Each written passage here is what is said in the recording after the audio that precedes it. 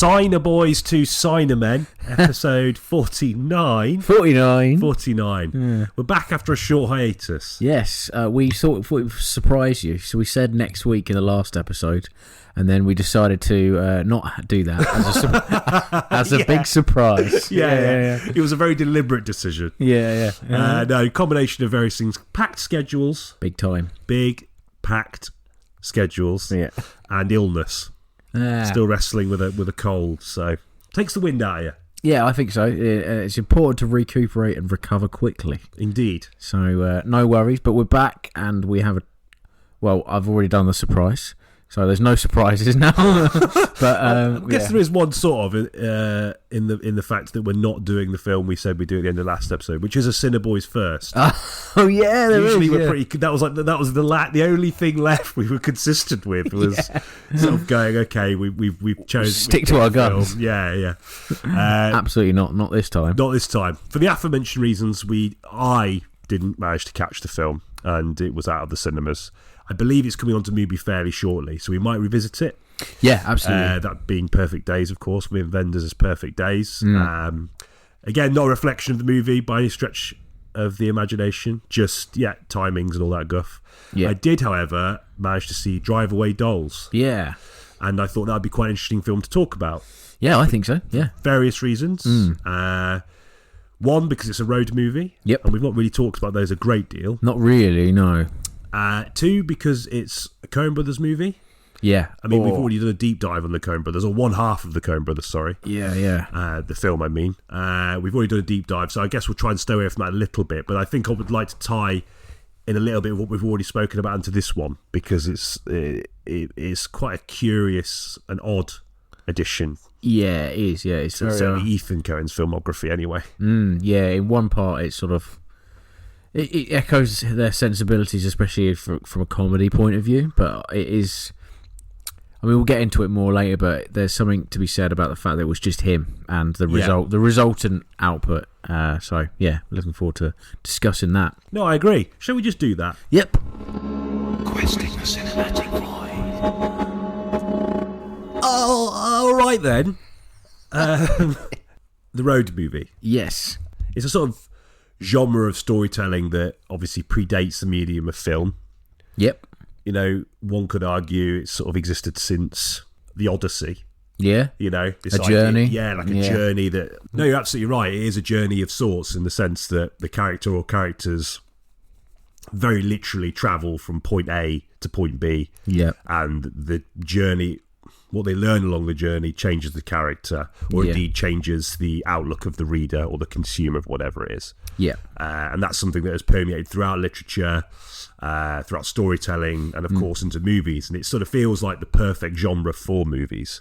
Oh, completely. Yeah, I mean, just the very fact that, you know, visually you've got a lot of location changes, which kind of help propel the pace and help kind of keep things interesting. And obviously the metaphorical journey being within, and then it's very obvious to kind of equate it to the physical journey that's happening in front of you. It's like very obvious. It's a very obvious narrative trope which is well worn, but sort of soldiers on. I think there's still some very recent fantastic examples of road movies, and I think there's also an element of adaptability to the road movie in the sense that it can tie in really well with other genres. Thinking about Stagecoach, the Western, yes, or like It Happened One Night. Oh yeah, Clark Gable, 310 to Yuma. 310 to Yuma. You know, these are all sort of like, you know, obviously. Those two films, that's like a Western sandwich with a romantic centre. Putting those three films together, but you know, it lends itself to the genres really well, and it allows those other genres to sort of really embed themselves within the DNA of the road movie. I think where I became most interested in the idea of the road movie, I guess conceptually speaking, is the dawn of New Hollywood.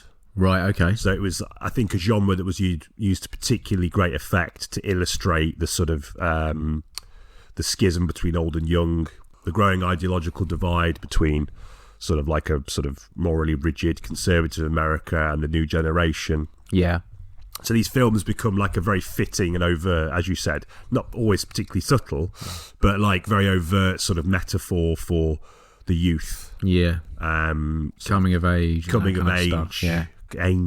Coming of age. Yeah.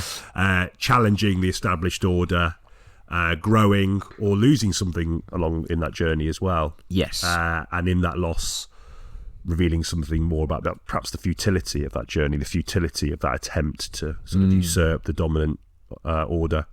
And I think that for me is where the genre really, not that it wasn't interesting before, there's some great films before, we've mentioned 3 of them. Yeah. Classic Hollywood, or the sort of the very beginnings of classic Hollywood into, the most dominant genre being the Western. I think personally for me, that's where things get really interesting with the road movie. Yeah, oh yeah, completely, man. I mean, a film that springs to mind immediately on just by you saying that alone is Stand By Me, right? Okay, yeah. That is like everything you just said is in that film. The kind of futility of it all at the end, especially, I'm thinking that, at the end of Stand By Me, the 4 boys who have set out to find this body and become heroes make an anonymous phone call and just leave it at that, and actually they've got what they needed out of the journey, and the destination isn't the point, right? Yeah. I just think that that It's just about the destination, it's about the journey. Indeed.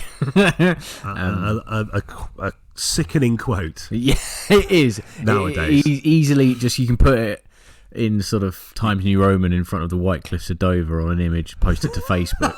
Yeah, if you're like 48 and alone. Yeah, exactly. Yeah.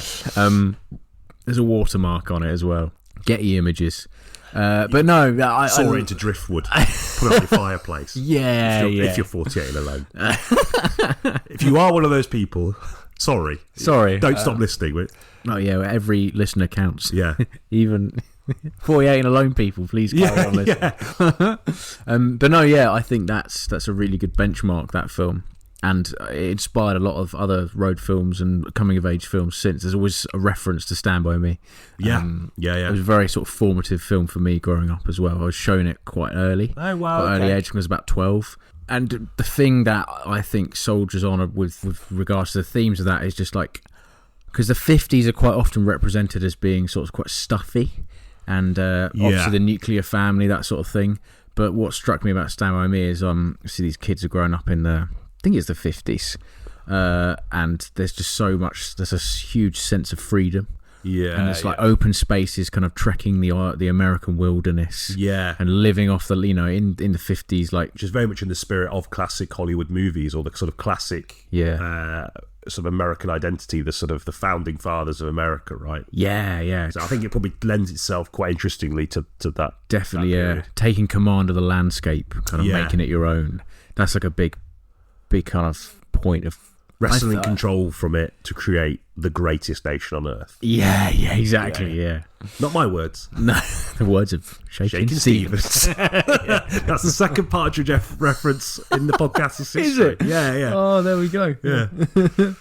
No, I think you're right. I mean, I want to go back to like sort of new Hollywood, so I think about films like Easy Rider. That's like the tentpole one, right? Yeah, I imagine Stand By Me is probably influenced in turn by films like Easy Rider. Yeah, of course. I think you're right in saying that for sure. Two Lane Blacktop is another one. I've not seen that one. That's really good. Monty Hellman. Just another sort of great sort of youth film. Is that 60s? 1960s? Yeah. Right, sure.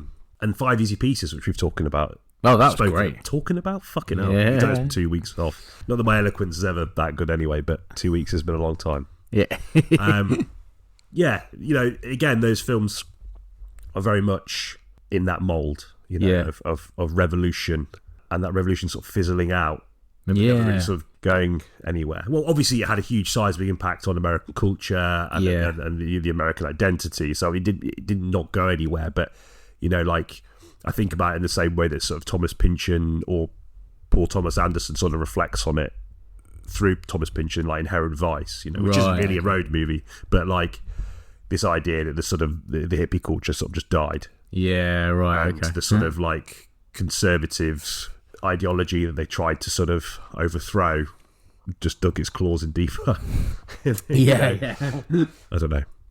But there's something so freeing about it, even if it is just a small pocket of time. It feels so sort of, like I've said, so massively influential. Yeah, yeah. Not just the medium of cinema, but culture more broadly. Oh, completely, yeah. I think I've seen Easy Rider. Everyone at uni read that Easy Rider's Raging Bull. Was that like required reading? Oh yeah, Peter. Yeah, I can see 2 copies of it. I've got that and Down and Dirty Pictures. Oh, sorry, yeah. I love the book so much. I thought that other one. Yeah. It's the same publisher, I think. So the covers. Yeah, same. Yeah, that's about like the Miramax era, 90s. Sure, yeah. Yeah, but Nice. it's interesting book that because it really gets in deep into the inner workings of the industry at the time. The sort of big players that were involved, you like your sort of Warren Beatty's, your Robert Redfords, Arthur Penn's, all that kind of stuff. But it does sort of fetishize it a little bit, right? Yeah, which I think is a pretty easy trap to fall into if you love that era of cinema as much as most people that are into film do, because it's like such a huge moment in the history of the medium, isn't it? Oh yeah. But a good book all the same. The shortcomings in that department for sure, but still good. Yeah, isn't Easy Rider the first film to like sort of acceptably have lens flares? So, right, I don't know about the technique. Yeah, I'm not sure. So it's just a kind of apparently like a sort of moment in culture where imperfection was all of a sudden part of the aesthetic. Yeah. So and they left more grain on, and it didn't matter that it was kind of shot. It was lo-fi, yeah. And I think that was a big moment, a sort of signifier. Sort of cinema verite, beginnings of that sort of thing. Yeah, all of a sudden, I think the budget for a film would just be slashed because it didn't matter that you were filming in the midday sun with this big bright lens flare, and the film stock start. You can see the crystals of the kind of film itself like literally fizzing because it's so hot. I think visually speaking that film was a kind of very important moment. And I did a lot for the road movie as well, obviously. Absolutely. Yeah. I always think about like other examples of road movies that again challenge the established order, but in a different sense. I think about like Thelma and Louise. I mean, I'm hesitant to sort of fully lately into this, but it is sort of regarded as like a feminist work, right? Thelma and Louise, yeah. Despite the fact it's directed by Ridley Scott, but who is? Yeah, but I think who wrote it though? I think maybe it might have been. Well, let me find out. Also, was Bonnie and Clyde before that? Yeah, but it's a kind of obviously it's a very obvious spin on that sort of riff on that. Yeah, written by Callie Corey. Okay. Yeah, so I guess the kind of source material was definitely more overtly feminist, and they just got a. I mean, in the 90s, Ridley Scott was still slightly maybe a sort of director for hire. He did like G.I. Jane later on, didn't he? And that kind of thing. That's true. And obviously, Alien. And James Cameron solidified the Alien franchise as a sort of overtly feminist movement, but there was still pepperings of it in the first one. Yeah. In the character of Ripley.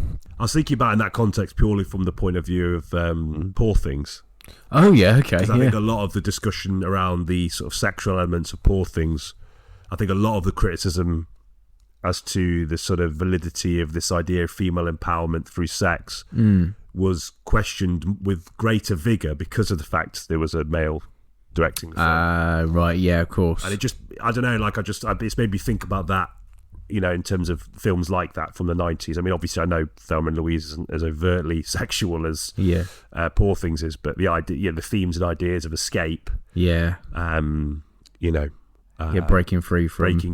But you're right. I mean, I sort of am not quite sure. I mean, I definitely think there's validity to those criticisms on the basis of Poor Things. I did find it. I think we said this in that episode, but it did feel a bit superficial in that area at points. But I don't know. It does ask questions about intention and can other people make those kinds of films with that intention? And I like to think they can, but I think it does open it up for a whole new area of criticism. Sorry, it's a bit of a sort of... No, not at all. No, I agree. I think it's interesting.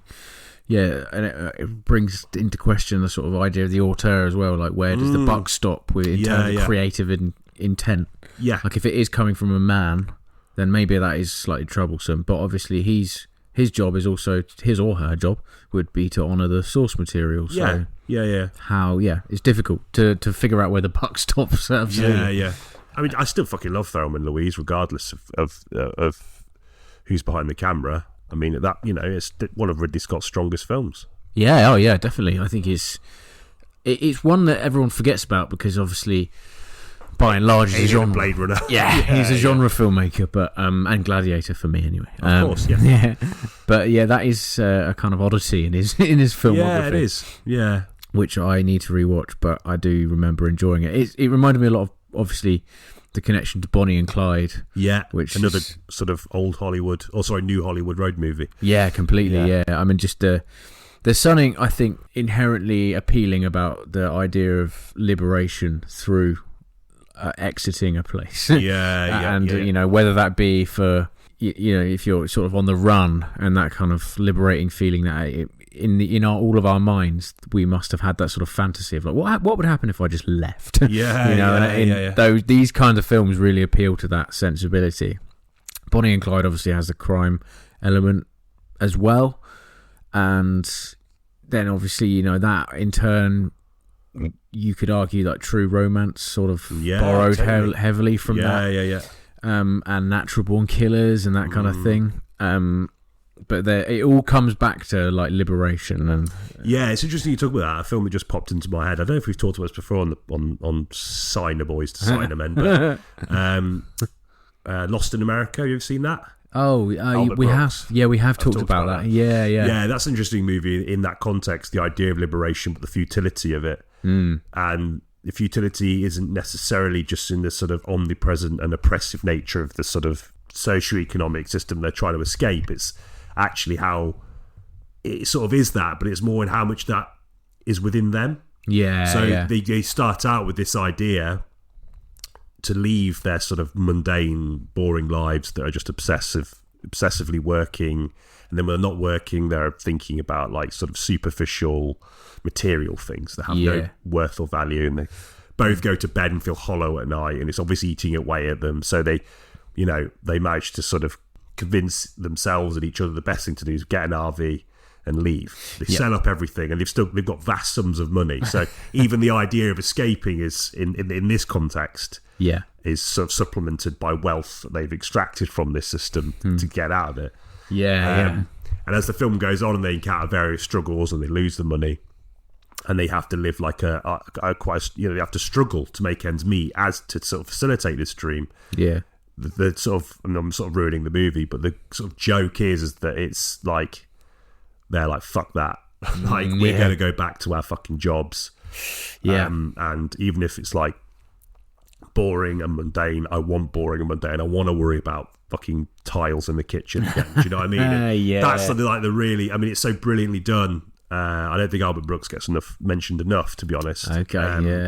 Because it's just such a brilliantly done piece of satire in the sense that, you know, it stays true to what it is sort of critiquing, which is the sort of excess of the 1980s, like capitalism gone rampant, you know, the dawn of neoliberalism, all that kind of stuff. But at the same time, it's sort of smart enough to know how much of that is embedded in individuals. And that, you know, and that's the great tragedy of the film. It's actually a really sad fucking movie.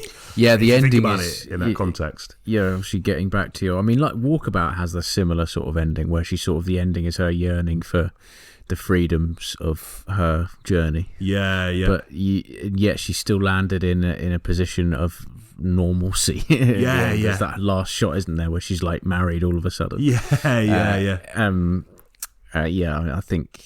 I mean, I wouldn't say Walkabout's a road movie; it's very much a walk movie. But I mean, the road. I think the road is, as we've said, literal, metaphorical. So I would say it's sort of definitely something of a road movie. Maybe it is actually. It's a journey, isn't it? I mean, it doesn't have to be conducted via wheels. No, certainly not. And a lot of the aforementioned examples, it doesn't have to be a car at all. In fact, Stand By Me makes a point of it then being too young to drive.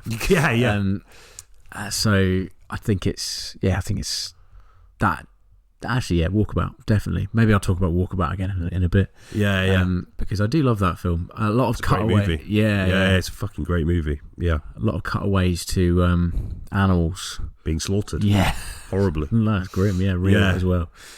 I've got a few genuine sort of examples. We sort of talked about a few already, but if you've got I think you've got a few you're quite. I've got two that I want to mention. Actually, maybe three, but I want to talk about Wild at Heart.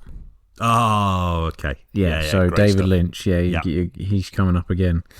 And that is very much in the same vein of that sort of small town, not small town singular, but the journey from one portion of America to another. And there's a lot of, I mean, the bit that sticks out to me is when Chris Isaac comes up on the radio and they're just having a chat in the car.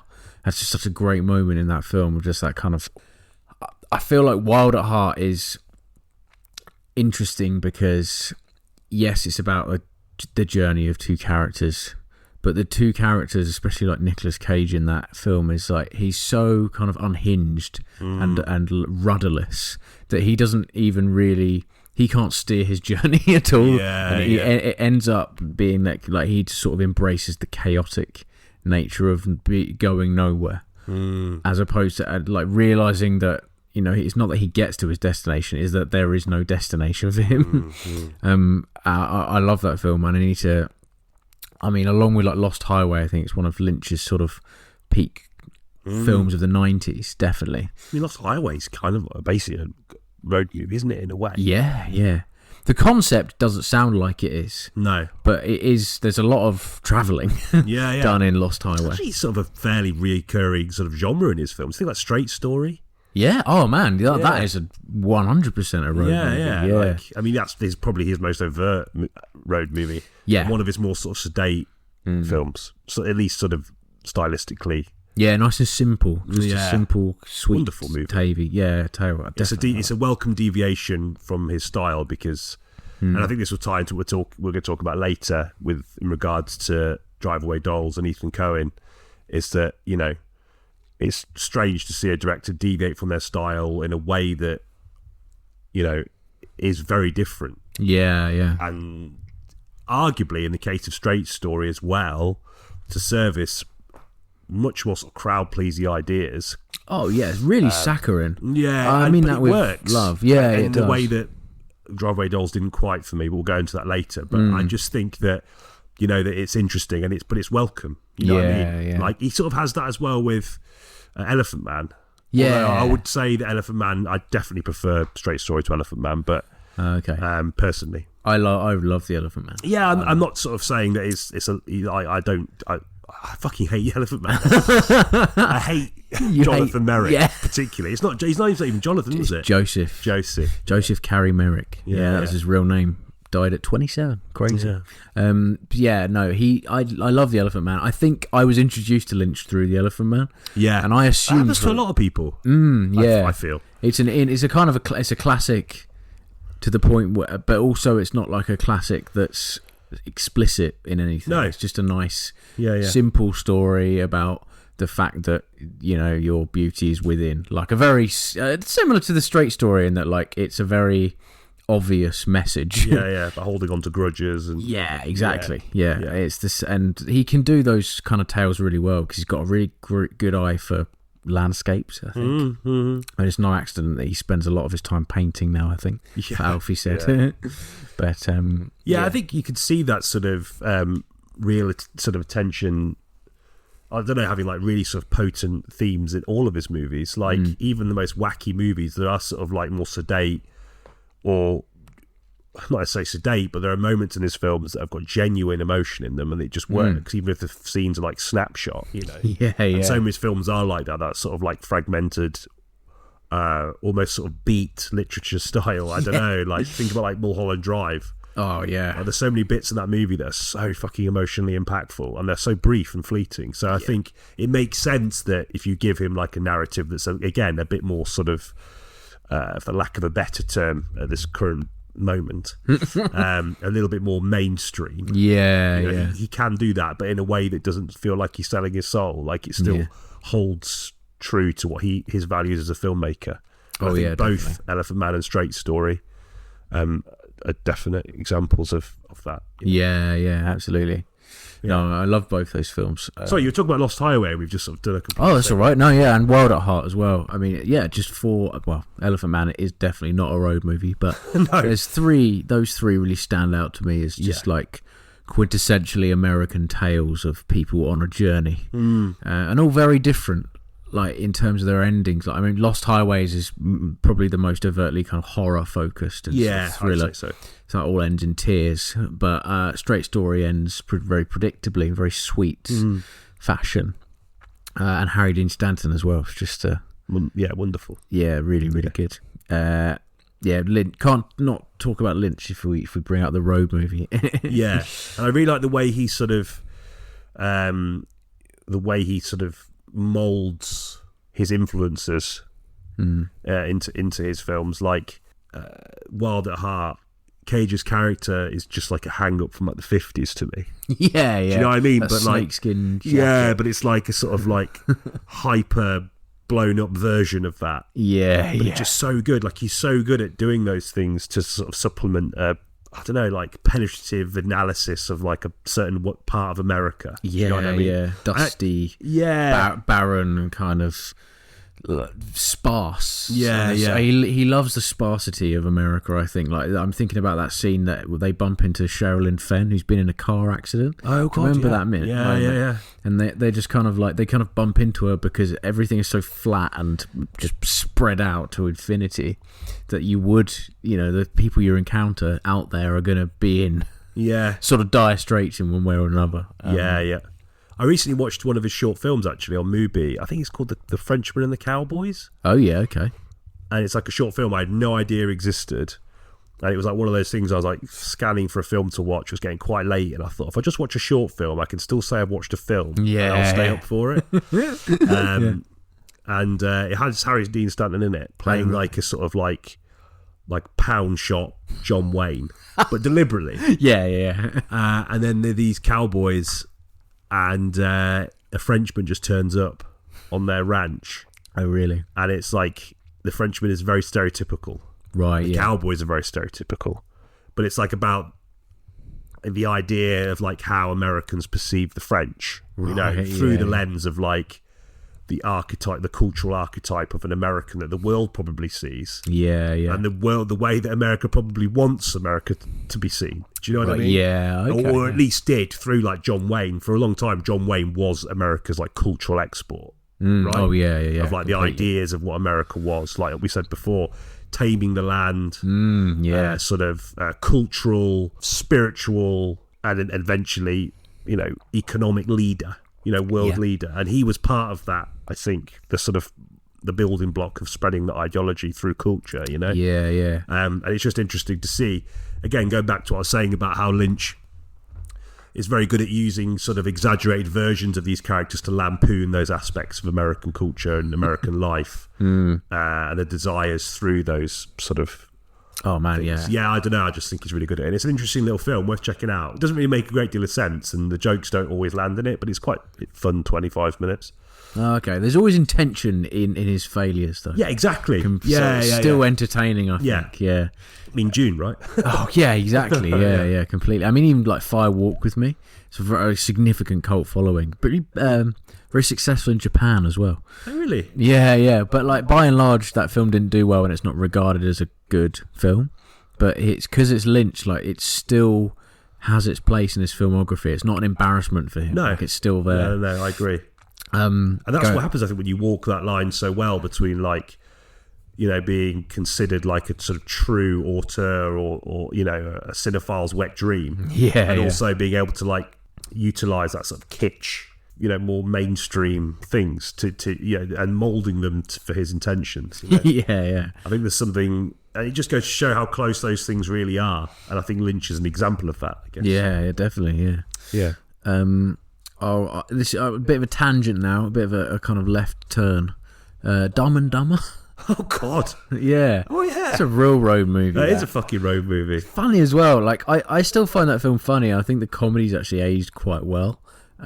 Because like obviously the joke is always on these two idiots. Yeah. It's one of the few Jim Carrey films where he's not the centerpiece. I quite like that because it's just after sort of Ace Ventura and The Mask where he's doing his thing, and that's the whole selling point. Yeah. With this, it's a duo, which is essential for a road movie. I think the duo is like it's a real staple, I think, of that story. Yeah.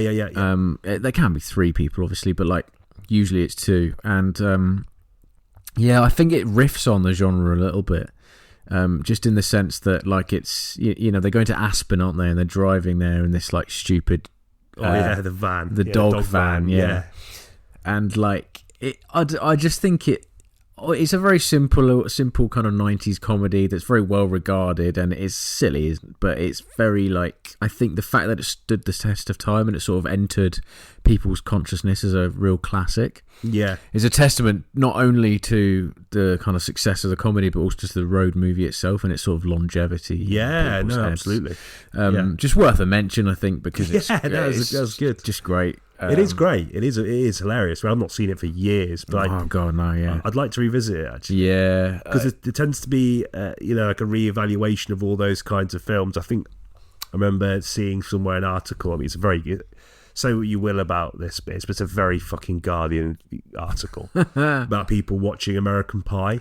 Oh, really? This wouldn't fly now. Yeah. So I'm interested. It's interesting that you've said that it actually has aged quite well, because so many comedies of our sort of generation, we were like fledgling adults. Now being watched through the modern lens and being deemed unacceptable. Yeah, uncomfortable and like full of sort of crass male behaviour is the classic. Which was what once was considered funny, but with this, I think because the joke is always on them, it endures, and any opinions they have and anything they say is like always tinged with, like, you take it with a pinch of salt because they're idiots. And they're not idiots in the sense of they're diagnosed with anything. They're just like they're just like caricatures. I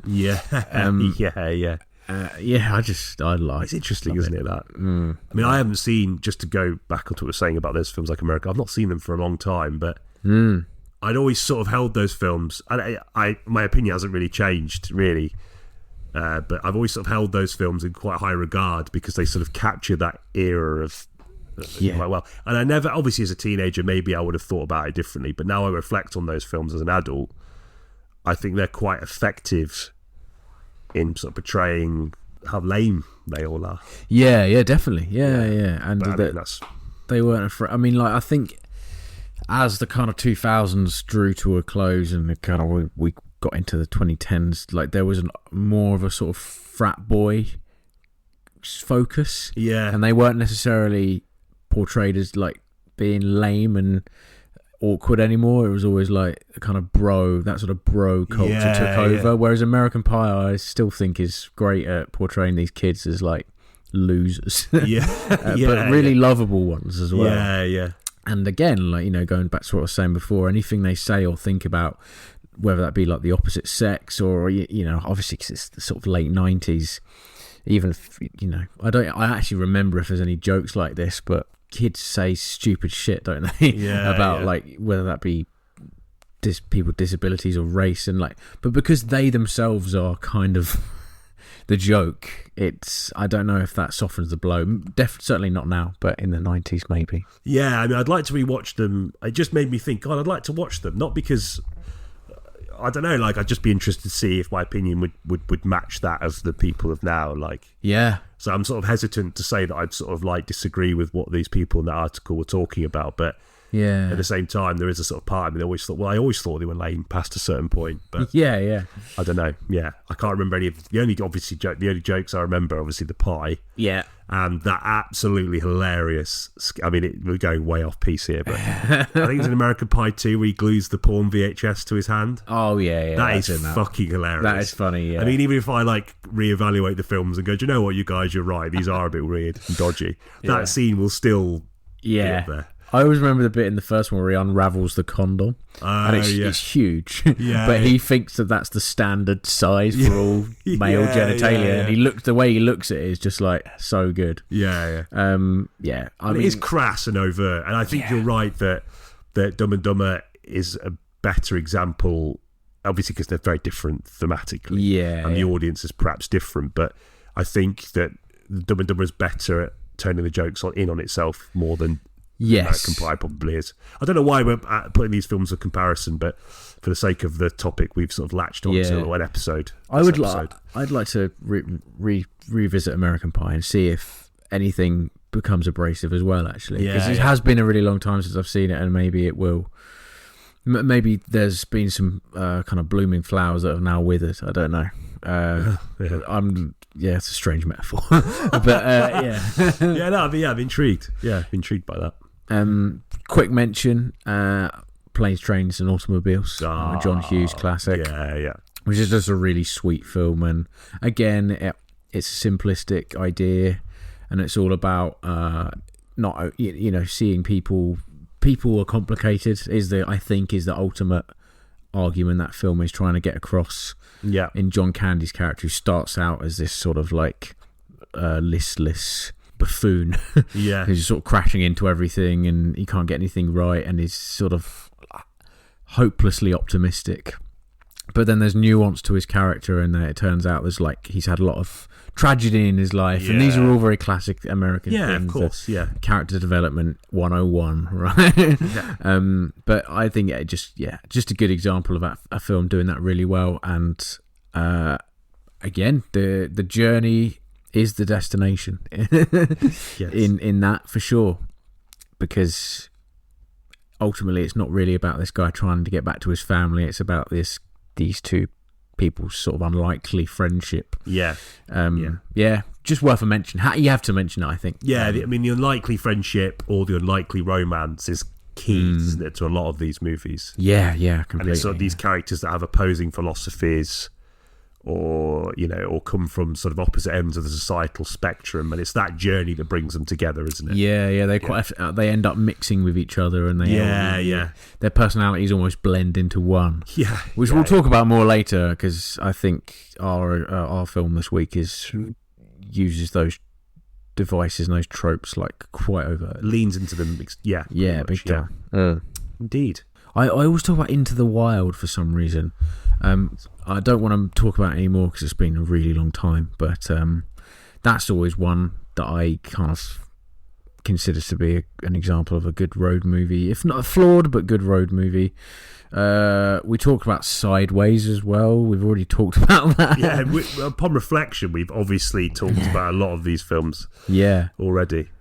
It's funny actually. I'm just going through like a list that someone's put on about great road movies. It's amazing how broad the genre is, because like they've put like Fitzcarraldo in the list. Oh god, okay, yeah. So you got like meditative, you got comedy, excellent excuse for comedy, good excuse for horror really as well, and thrillers. Good excuse to lug a huge boat over a hill in the Peruvian jungle and kill a few people on the way. Yep, not in the film either, genuinely. Yeah, for exactly. real. Yeah. I'll tell you a good one actually. Yeah, that just popped up. It's not The World's Fastest Indian, is it? Starring Anthony Hopkins. Sullivan's Travels by Preston Sturges. Have you seen that one? I've not actually. No. That's a really good movie. What's the gist of that one? Well, it's like thematically, it's a story about the importance of laughter and comedy. Oh wow, okay, yeah. And it's like a classic tale of someone sort of slumming it to travel, and then sort of realising the worth of making people laugh. Nice, yeah. It's like early 40s, so it's like, very much at the sort of in the midst of like the classic Hollywood age. Yeah. Oh, nice. Okay. But that's really worth a go. I'm sort of hesitant to talk about it too much because I feel like, again, we don't. Maybe it's the kind of film you don't want to get wrong if it's been a while. It's been a while, but I remember really, really fucking loving it. Okay. And usually I would, if I want to talk about a film that I love, I do a bit of prep, so I sound like I know loads about it. And we're masking us now. Yeah, no. But that just came to my head just through looking at that list. But there's quite a few, like Aguirre Wrath of God's in there as well. Yeah, of course. Another sort of mad, sort of jungle nightmare from Herzog. Great though. But mad. It's always the jungle, isn't it, that gets filmmakers. Yeah. Like Apocalypse Now. Yeah. Yeah. Would you consider, I just thought of this, 28 Days Later, is that a road movie? It sort of is in a way. Yeah. They go from London to Manchester, and there's That's a lot true. of sort of the plot sort of hinges on, definitely in the middle. There's a lot of that kind of family on a trip. Yeah. Sort of vibe. It's also interesting being set in England as well. Yeah. Because like when you think of the road movie, really, you think of America. Oh yeah, England is, you can drive across it in less than a day. Yeah. So it's hard to have a journey in the United Kingdom really, because everything is quite tightly packed. Yeah, and there's a good chance you're always going to bump into someone. Whereas in America, I guess, despite its sort of vastness, despite its enormous population, there's still a sense of vastness, and you can't sort of sequester yourself in the sort of dark or sort of like sun-scarred landscapes, spaces in between locations. Yeah, that's why like the sort of horror movement was so effective, like Texas Chainsaw Massacres and your early Wes Craven films like Hills Have Eyes, which I would argue is like an extension of the Road movie. Oh yeah, so that sort of era of early horror movie, not to sort of shoehorn in my love for Texas Chainsaw Massacre, which is well documented. I love that film as well. Yeah, so it's fine. But like it's an extension of that genre, isn't it? The idea of like, going off the beaten track and not finding a horror. Yes, that actually unmasks something about the way of life that you're trying to escape, or that you're sort of like taking temporary leave from in the form of a holiday. I suppose you need having a holiday from. I don't know why I had to stretch that out. You need those locations, though, don't you? Like you couldn't do that on the M1. No, for example. No, but like a film like Wolf Creek is Australia again. But there's definite parallels between the countries, right? In terms of like scrubland, where nothing grows. Like, and there's sort of like a vastness to it. I guess more so in Australia because there's such a huge part of it that just has no. There's no point living as a human being. There's no point living in the middle of it. Can't cultivate anything on it. The outback, and I think that's true. The Great Plains as well. Yeah, true. That's what a lot of people found with the homesteaders arriving in this, in inverted commas, the kind of greenery that they expected, and it was just the entirety of the middle of America was just uninhabitable. Yeah.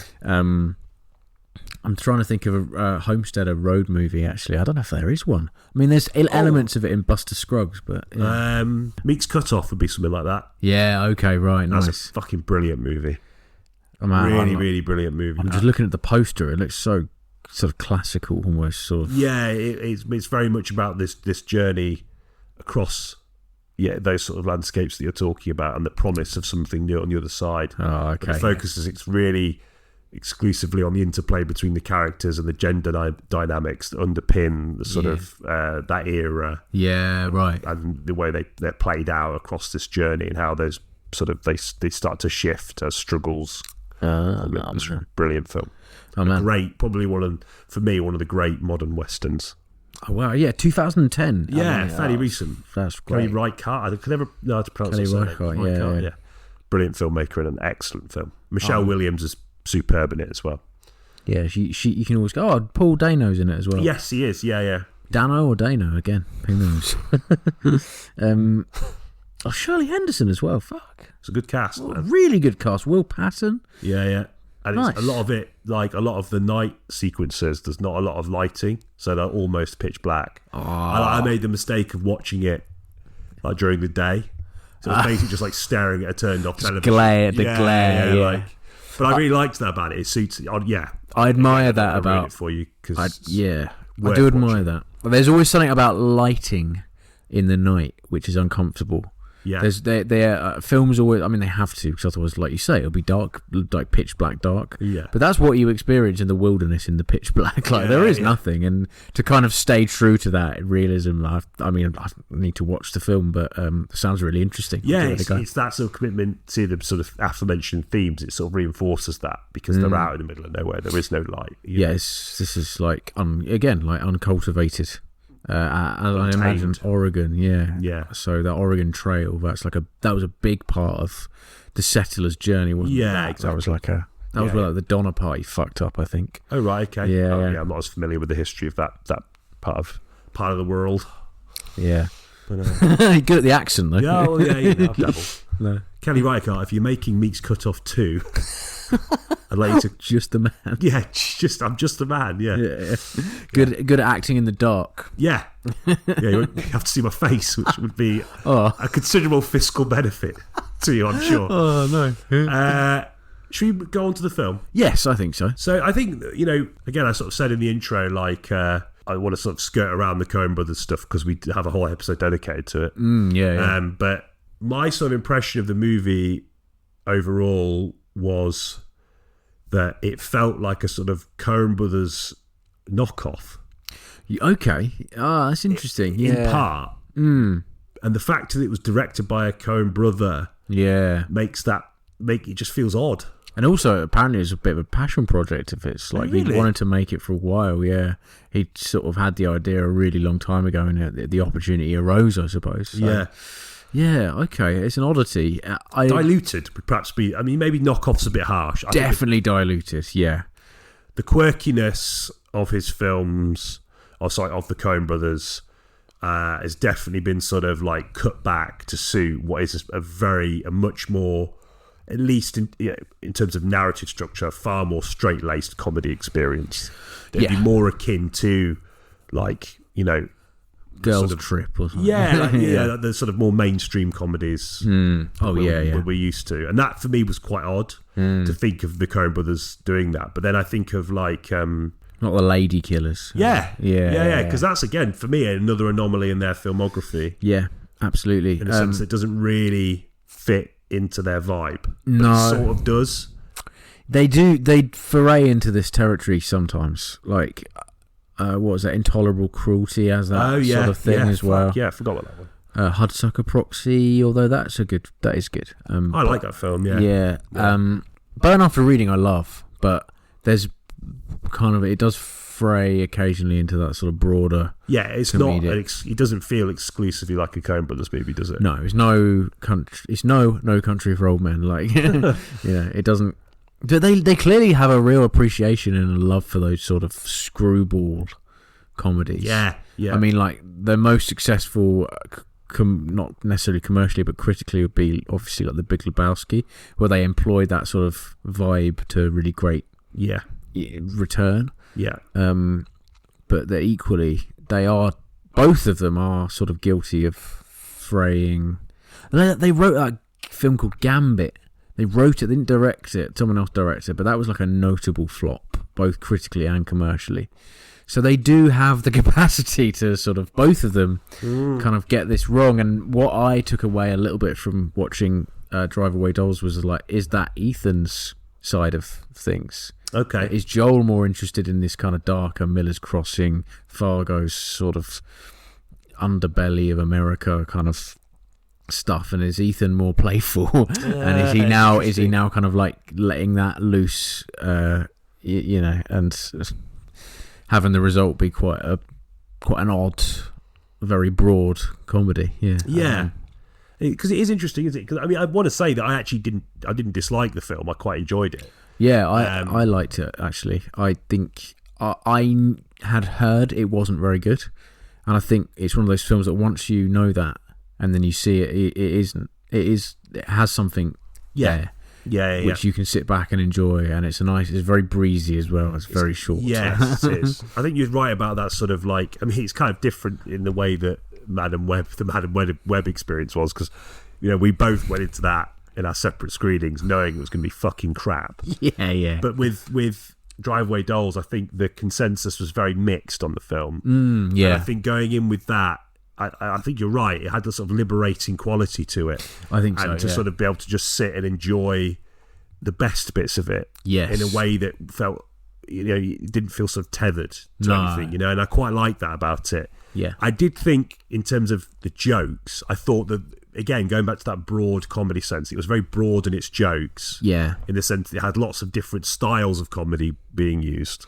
Yeah, definitely. You had that sort of odd, off-kilter Coen Brothers thing. But then you had, like, the kind of, like, jokes you'd expect in, like, a sort of, like... Almost sort of Carry On. Sort of, Carry On film vibe. And also, you'd kind of expect to see from, like, a sort of Seth Rogen-y sort of film. Yes. It had a lot of different sort of jokes happening. And again, I'm not saying that as, like, in a way that's sort of negative about any of those influencers. Because, on their day, they can all do good stuff. But although Carry On, I can't quite remember having any particular reference for. It's not my idea of a good time. Yeah. But, like, it just felt like a very broad mixture of all these kinds of things, which I thought was quite interesting. But it felt very patchy to me, very all over the place. Like, I think you really need time to settle into its rhythm. Yeah.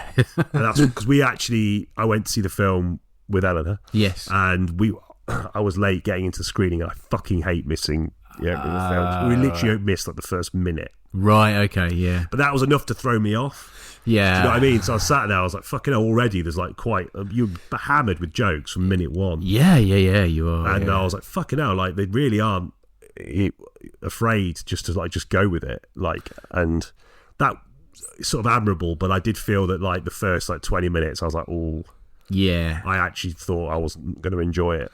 It got better as it went on. Yeah, it starts with effectively sort of a kind of sex joke, doesn't it? Yeah, and then that gets drawn out for a while. Like they're on the phone having a normal conversation, but having sex at the same time. Like, okay. Come on. Yeah. And then there's also this kind of crime caper thing about it, and the briefcase, which like I feel like the trope of the briefcase in the film was great, then overused, then they started to take the piss out of it, and it was funny, and then that taking the piss out of it stopped being funny. Yeah, and now we're here, and like you do opening it, and there's like the gold light and that kind of stuff. I'm like, are you really doing this? Yeah, I thought that. Yeah, I was a bit. Although what was in the briefcase was quite funny. Yeah, ultimately, but the trope was like it's so tired, and like you can't. Even as satire, it's not working. Yeah. And the criminals I thought were a bit forgettable as well. Yeah, and again, that's where I think the most sort of like sort of diluted Coen Brothers thing was at its strongest. Yeah. The whole sort of like, criminals subplot. It did just sort of feel like a pale imitation of like Peter Stormare. Completely. Do you know what I mean? Like, and Steve Buscemi. Yeah. It was like, I mean, I love this phrase you used quite a lot, the pound shop version of those two characters. Yeah, I just thought the scenes between those two guys were so shit. Yeah. And again, the acting was fine. It's not like the acting is the problem. I just think the script, and that's what I keep going back to in my mind when I think about this movie. It's like, fuck, this is written by a fucking Coen brother. And it feels like almost like a sort of like at points like a fucking film student who's recently graduated, vague approximation of a Coen brothers film. Yeah. And that fucking harsh, but there were points I was like, fuck. Certainly in the first like half an hour, I was like, oh my god, this is really not great. But it grows on me. It grew on me. Yeah. And I started to settle into the rhythm of the jokes. Like, there was an article again, funnily enough, in the Guardian. And it wasn't actually, I didn't read it. It was someone, one of my colleagues, because I said we were talking about this film. Oh yeah. Recommended it, and he was saying that it's about this sort of the resurgence of like the lesbian film. Oh, okay, yeah. And it's sort of been unshackled to sort of expand into the genres, and this is definitely like a pretty like sex positive movie. Oh yeah, from that perspective. Yes, and in a sort of willingness to be crude with it. Oh yeah. And really, that ended up being weirdly like one of some of the stronger bits about the film. I think so. I think I actually quite liked the. Although again, it's a tired trope. The dynamic between the two female leads, one of them being like a kind of almost it's a very overt kind of prudish character, and the other one being very sexually liberated. Yeah, and how it kind of goes through like sort of almost recycles. Or like not recycles, that's the wrong word. Like goes through like multiple sexual partners throughout the film, and she's very, just sort of liberated in that way. And it's about those two melding together, and them they kind of realizing that they could both learn something from each other. Yeah, and falling in love in the process. Yeah, right? I liked that bit. Although I don't know, that part could have failed, but I thought that was definitely the film's strength. Yeah, I think it's supplemented by the fact that the two leads were pretty good. Yeah, definitely. Yeah, they were both great. They had the chops to carry the film even in its weaker moments, I thought. Yeah, completely. There's a moment in it which is quite sort of voyeuristic, but also quite sweet. It's the bit where she's bouncing on the trampoline. Oh yeah. That felt like sort of good, like classic sort of Coen Brothers-y in a way. Yeah, very like meditative flashback when she's clearly discovering she's gay, right? Yeah. And she's basically bouncing on a trampoline and observing her neighbour sort of sunbathing and then kind of drilling a hole in the fence. That was a really sweet moment, and very Coen-esque. And It was semi-ruined by the fact that the husband comes out and he's like a piece of shit. I don't know. I didn't think that was necessary. Yeah. I thought if there was something pure in that moment, even though it's the idea that like the sort of the image of that is being sort of alienated by what would probably, I imagine, he would represent a very sort of like traditional view. You know? Maybe that's true. Which I sort of thought worked. I could see where you're coming from, but I sort of felt that it worked in that context quite well. Okay, yeah. Again, not subtle, but no. Which I always have a problem with, as you know. But I didn't mind it. Oh, okay, yeah. And that's interesting you say that. I didn't actually consider it in this context of, you know, a formative moment also being a realization that not everything is, you know, things are complicated, I suppose so. But yeah, for me, the introduction of that was like slightly unnecessary. I thought there was a nice purity and I agree. Bit in the bit before that, but there's a good. You mentioned earlier Matt Damon's presence in it was quite a positive one. Yeah, I quite liked that. Yeah, I thought that was good. I mean, that lends itself, I think, to what you were saying earlier about like the more playful element of the Coen Brothers movies coming more from Ethan Coen. You know, because that felt more Burn After Reading Y to me. Yeah, definitely. Yeah, you know, like the sort of the revelation of them being like casts of the cocks that this sort of like hippie woman had collected over the years. That's right, and then loads of them are now very important figures, political figures. Yeah, and I thought that was quite good. I quite like that sort of like screwball element. It worked better. Yeah, in the within the sort of framework of the sort of silliness. Yeah, definitely of the cocks. No, you're right. I mean, there's a very overt kind of comedic element of a lot of sort of, you know, a lot of current political figures wanting to shroud the past in mystery. Yeah, and yet the people that hold, in this case, the people that hold the key to that are like kind of hippies. Yeah. And they're big. They're getting just the idea that these criminals are chasing the secret that this guy's cock is out there. Yeah. The idea that he might not be taken seriously is encroaching on them. Yeah, I like that. That was all good stuff. So it's like trying to like, and again, it goes back to the sort of, I guess, the genesis of certainly like the kind of road movie that is influenced Driveway Dolls. You know, New Hollywood, the hippie era. Yeah. Because it's set in the 90s, right? Am I right in thinking? I think it is set in the 90s. Yeah, it is, yeah. So, like, you know, and Matt Damon's character, who is now a senator with plans for a presidential bid, is desperately trying to recover this cast of his cock because he was like a young hippie back in his years and he's trying to remove that part of himself because it's not in line with this sort of hard line, presumably Republican view on like the solidity and sanctity of family and you know, and that means having to like, you know, rid the world of homosexuality and all that kind of stuff, and it sets like that kind of conflict in motion in the film. Given the nature of the characters, I thought worked quite well, and it sort of communicated quite well the seedy underbelly of like American politics, or sort of, I guess, power more broadly in quite an interesting and funny way. It didn't seem too on the nose. No, exactly. Post-Trump and, well, maybe pre-Trump. I fucking hope not. But maybe, you know, that sort of the seediness was played for laughs, but not in a way that felt difficult. No. Yeah, I like that quite a lot. Once that whole portion of the film, apart from the ending when they're in that hotel, which I thought took it a little bit, like they made casts of it. And then they leave it behind and this bellboy picks up and it's all kind of like, again, that ventures back into what I was saying about, you know, the carry-on thing. I was like, oh, you don't need to... And he looks at the camera at the end. Like, the shittest credits as well. Yeah. You remember the horrible font and the double yellow lines and stuff. I was like... I wonder if the film will be sort of have some kind of reevaluation, because that's the thing I couldn't quite grasp about it, is that there was some sort of an element of sophistication to way some of the themes and some of the jokes were handled, but then there is like a total lack of it in other aspects of the film in terms of a lot of the jokes. I'd say like probably like 70% of these jokes aren't. The 30 that are there are good enough. Yeah. But like completely. The 70 that are there, they're sort of either like sort of you snigger. Or you sort of just go, okay, you know, like, I don't know, like, but then at the same time, it's interesting that it's we're talking about this sort of the revival of, like, I guess, queer cinema and lesbian cinema, and the fact that they're going into these sorts of genres that were, and it's interesting. We talk about films like American Pie. I'm not saying that in terms of like. I'm just saying that I'm not saying that they're linked necessarily.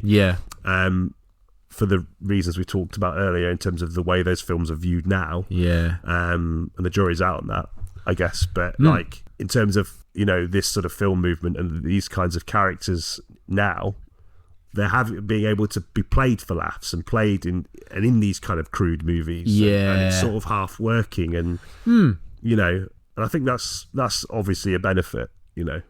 Completely. And to have that, because you'd almost imagine in the if this film was genuinely made in the 90s, the main character would be side characters, kind of goofy, the other kind of goofy lesbian characters, which are sort of I guess they'd probably be overtly sexualized by a male cast, and it'll be like a funny joke. Whereas they're now front and center. I thought that was quite good. And I guess it adds a sort of, again, like a lot of what we were saying earlier in the flashbacks, thinking about in that context, the presence of that chap. The reversal of that. Sort of kind of guess it makes a bit more sense, maybe. I think so. No, I didn't hate it. I thought it was it's an easy watch. Yeah, it's like 80 minutes, isn't it? It's crazy short. There's a lot of sort of 60s psychedelia. Imagery in it, which lasts quite a long time. I was a bit taken aback by the length of these bizarre, I guess you'd call them like interludes. And they're sort of LSD imagery of just like floating colours and sort of Beatlemania almost kind of thing. Sort of reminded me of like the interlude or the sort of bit in Big Lebowski. Oh that's more like kaleidoscopic, isn't it? But it's the same idea in terms of its presence in the narrative, in terms of like obviously like embodying the themes of the movie, but almost working as a way to sort of like break it up. Completely. Because it ends up with Miley Cyrus in a scene, doesn't it? Is the hippie is the hippie cock collector. That's right. And that's not a character name, I don't know what it is, but it's strange that it used that editing device as a kind of way of gradually introducing the reason. I don't know what they were thinking. Maybe it's just a kind of like, fuck it, let's try this. It's just get an artist to do sort of like 10 minutes of bizarre imagery and it ends up being that. There may be more to it than that, I'm not sure, but I didn't see much worth in it ultimately. It was interesting, it was nice to watch. I like the visual stylings of it, but I think it speaks again to what we're saying more broadly about the film's sort of stylistic comic imbalance. It is all over the place as a movie, and I think it's strange. I didn't realise it was such a passion project for Ethan Coen.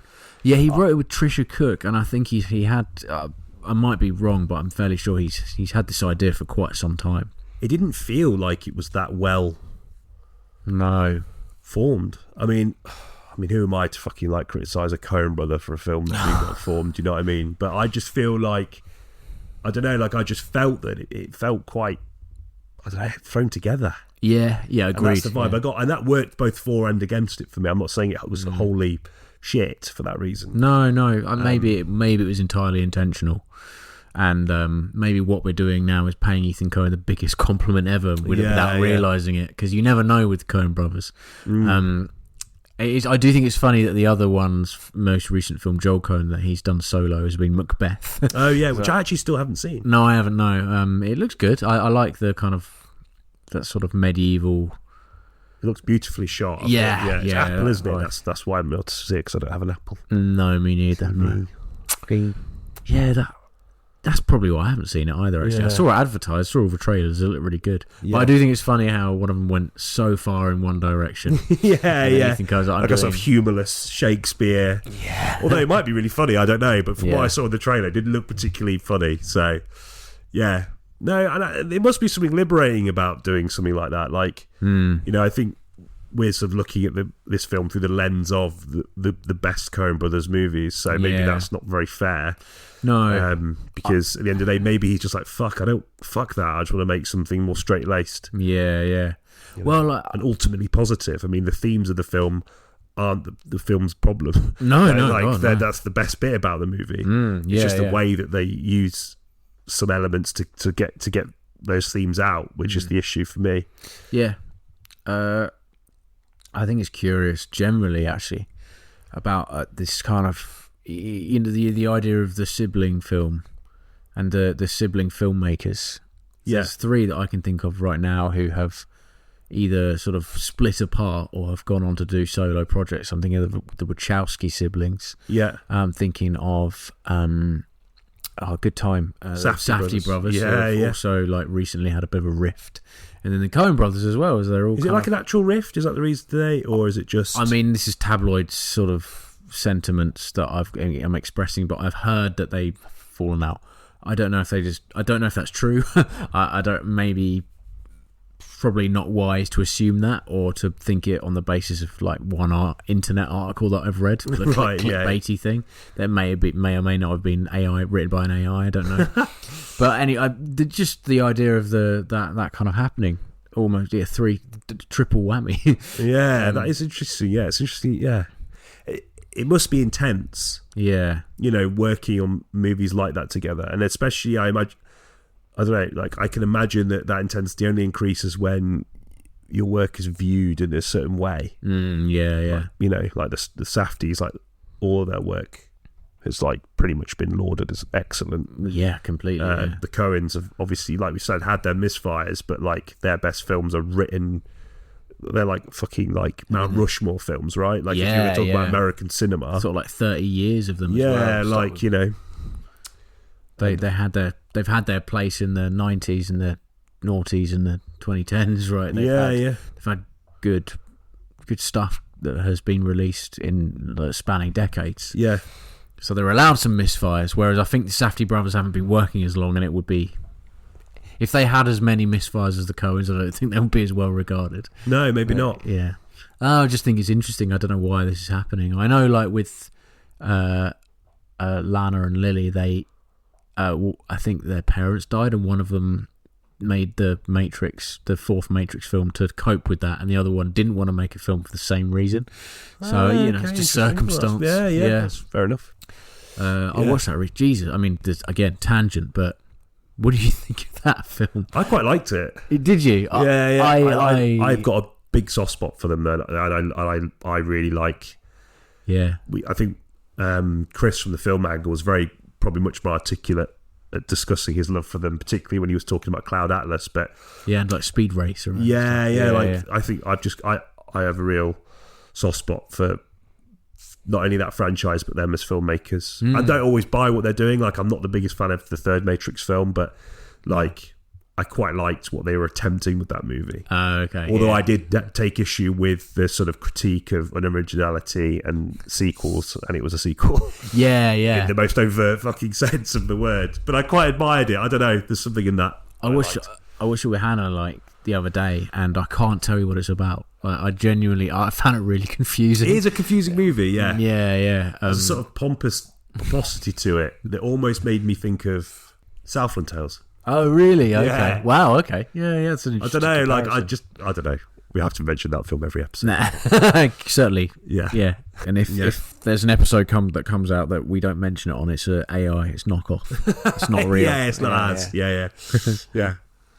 No, it's an interesting point about filmmakers splitting, going their own way. Yeah, it just seems to have happened quite a lot in recent years. Are the Coen brothers falling out, or are they just trying different things? I think they're just trying different things. I hope so, yeah. I mean, I can't imagine. I mean, they're adults to the point now that they wouldn't have a spat. And no, they're in their 60s, aren't they? So. Yeah. So I think maybe they just wanted to explore their own, No, fair enough. Have their own legacies as well, and that's fine. I'm really interested to see what both of them do next, actually. Yeah. I hope it's not for fucking Apple, but yeah. Yeah, because we'll never watch it. Anything else about Drive Away? I can't really think of anything else to mention. It's it's very surface level, isn't it? which is nice in its own right. Yeah. Not every film can be a chin stroker. No, yeah. There's a joke in it, that a kind of recurring gag about Henry James, yeah. Yeah. And at the end, the title of the film is Henry James's Drive Away Dolls. I thought it was quite funny. I liked the Simpsons-style newspaper gag at the end as well when the senator gets caught. That's funny. Yeah, I can explain everything, says Senator. I thought that was hilarious. Yeah, that was probably my favourite joke in the whole film. But a really curious movie, and I'd be interested to see what kind of reevaluation this film goes through. I feel like this film in like 10, 15 years is going to have a reevaluation, and people are going to really like it. Yeah, I feel like it's one of those movies. Yeah, and I did, because it's sincere. It's sincere in everything that it wants to do, even if it's like a mess in many ways. There's a sincerity. It's not like, I don't feel like it's pandering or angling towards that kind of critical reevaluation. No, because you get some films that try and do that. Yeah, and they are so much shitter for it.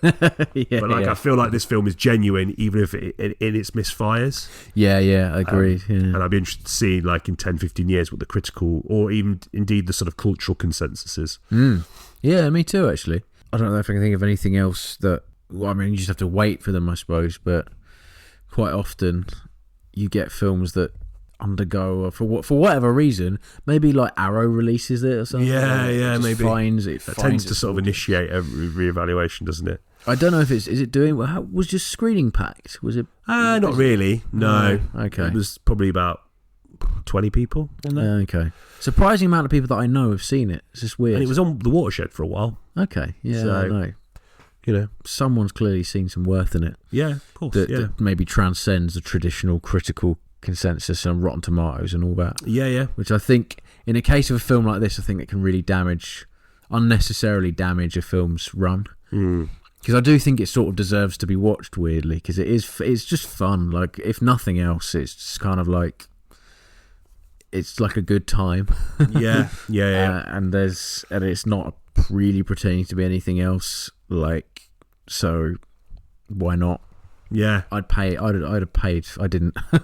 I watched it illegally, like a knob. And I really did you? Yeah, I really shouldn't have done that because it was just because of the timing, and like you say, I was really busy, and I just didn't have the sort of schedule. Yeah. And it's quite easy to find, annoyingly as well. Like whoever's pirated it has done a good job. The final insult. Yeah, no. I backed on his film, though you didn't even give him the money for it. I actually used MubiGo. Okay. Well, you're still in some way contributing to the to the industry, which I will make up. Yeah, for. my conscience is clear. I feel like because I saw Madame Web, a film I would never have otherwise watched. Like, true, if there's ever a film, and I also was tempted to watch that illegally. Yeah, so I can't get on my high horse for too long. I really don't usually like doing it. No, I've not done it for years and years and years and years. I was actually quite shocked at myself for always doing it for Madame Web. It's not a thing I would recommend at all, because it's just not a landscape I'm even familiar with anymore. Like back in the day, I sort of knew what to do. Yeah, some people still like like I've got mates who stuff, got like accounts, and like we have like a special hard drive just for the films they've downloaded. And it's like legal films. You hear the word hard drive and you immediately think negative, don't you? Yeah. I have no idea how to even begin. That's why I thought, fuck it, I'll just go to the cinema and watch Madame Web, which I obviously regret. Yeah. But no, yeah, I won't do it again. I will say that, because it is bad, and I feel bad for doing it. But whatever. Yeah. Maybe I'll cut that out. Maybe I don't know. I think you can only get prosecuted if you are distributing that. I think. Yeah, it's the same like recreational drug use. You know, you're not going to get arrested for possession. No, and depending on the volume. Talking about having a spliff. Yeah. A year ago, you can't be arrested for that, can you? Yeah. That's a version of Minority Report I want to watch. That'd be so good. Yeah, the three precogs. All they could do is sort of teenagers. Yeah. Having like a sort of tiny... You had half a spliff and a panic attack in a park when you were 17. 30 years in a slammer. Yeah. Get your share a cell halo with a paedophile. Yeah. You disgust me. Yeah. No, I'm sorry. Yeah. Right. Outro? Yeah. Actually, no. Not outro. Yeah, outro. Questing the cinematic void. there we have it then. Thank you very much for listening. That was good fun. Yeah. It's nice to sort of get back on the saddle. Yeah, definitely. Even after like 2 weeks away, like it's sort of like doing it for the first time again. It's really strange. Yeah, there's a lot of... Well, I think as we ventured on, it was okay, but there's some pauses and some hesitations of like, how do you do this? Yeah, how do you talk? We're almost at number 50 and we're still just like stumbling blindly in the dark. Yeah. I like to think that's endearing. Yeah, I hope so. The sort of total lack of production value and our ineptitude is like part of what people keep coming back for. Do you know what I mean? Yeah. Same microphone since episode 1. I'm fairly sure. Yeah. Like in terms of technological development, we've sat firmly in the sand. Oh yeah, definitely. We're fucking troglodytes. Yeah. Next week is the Big 50. It is, yeah. 5-0. That's great, man. I'm really 50 cool. episodes. That's impressive, I'd say. Yeah, there's probably like equivalent to like 2 days worth. Yeah. Of our content out there, which is a horrifying thought. 2 entire human days. Yeah. Taken up by discourse of films. Movie, sort of us two chatting about movies. Really strange. It is strange. All of that's on record. Yeah.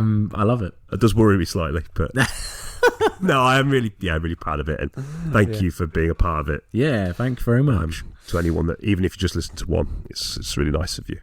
Yeah. I think the original plan was to obviously have the Film Angle boys on for 5-0, but obviously they've already been and gone in like episode 44 because of their schedules and being useless. Yeah. So cheers for that, lads. Thanks a bunch. Yeah. Yeah. Really left a bitter taste. Yeah. Yeah. Tweet us. We don't have a Twitter, but no, we don't. No, Oops. We don't. Trading blows on X. Yeah. I don't know. Yeah. Well, you have to listen to both of our podcasts to sort of get a feel for the sort of back and forth. And there's also like we probably go about 10 episodes without mentioning them at all. As do that. Yeah, you'd have to really, really like be dedicated. So we do have a theme. Yes. Formative films. Definitely, yeah. I feel like this would be very personal to us, but also just I like the idea of justifying them. They don't even necessarily have to be sort of critically well renowned. They have to be, and things that are formative to you. It's always very easy for you to kind of explain why. Give some context and maybe like some stories surrounding why they mean so much to you personally. So yeah, really looking forward to that. It should be good fun. Yeah, good. Yeah, exactly. Like a chance to sort of tie them into like stories about each other's lives. Yeah. It seems to be quite popular. Definitely, yeah. I still remember in the second ever episode there, the story about the guy behind the windbreaker. Oh, yeah, I still love that. Yeah. I listened to that like 12 times at one go because the audio wasn't very good and I was trying to clean it up, but I just heard the windbreaker story again and again. Yeah. No, I'm looking forward to it. I was thinking about like our physical media episode. A lot of people loved the sort of more anecdotal elements. Oh, really? Yeah, cool. so Nice. Yeah, if you liked those, you're in for a treat. You sure are, yeah. As we unpack our largely uninteresting and miserable lives for you. Also, possibly a guest. Yeah. We're working on that. So I think being 50 episodes, it would merit a guest. I think so, yeah. So we'll try and get that sorted. Lovely. But in the meantime, again, thank you as always for your support. Thank you very much. And we'll catch you in the next one. See you then. Lots of love. Bye-bye. Bye.